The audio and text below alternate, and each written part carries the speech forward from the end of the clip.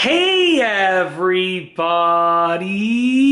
I'm here today to show you how to use cabinet sliding locks. This will be an easy tutorial, so let's get right into the video. This is a cabinet sliding lock. As you can see, it slides on and off, and it allows you to lock a cabinet shut to prevent other people from opening it. Specifically, it's usually used for kids, to prevent kids from opening cabinets, to prevent kids from pulling open lower cabinets that they have access to.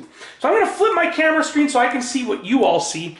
They're very easy to use. First and foremost, this is only one example of a sliding cabinet lock. They're all very similar, but there might be the slightest difference in design. But they all work usually in the same way.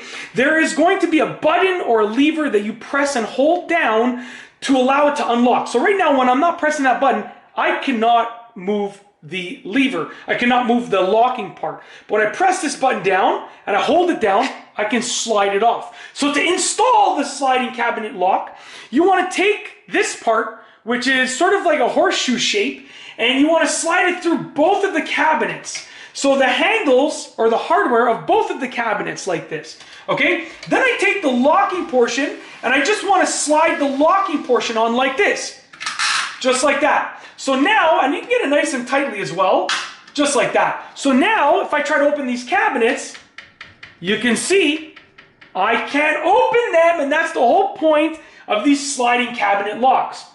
You can see right here, I cannot open these cabinets, which is fantastic. Whenever you want to open them, you press and hold down that button, you slide it off, and then you can simply remove the hardware like that, and you're good to go. Now you can open and close the cabinets again, okay? I'm not going to open this because I'm not sure what's in here. I haven't looked in this cabinet for a while, so I'm not going to open it up. But now, as you can see, I have freedom to open the cabinet. Once again, you just slide it on. You don't need to press the button or the lever to slide it on, just like that. But to release it, you can see I can't release it. I then need to press and hold down on the button or lever to release it. That's it. That is how to use sliding cabinet locks.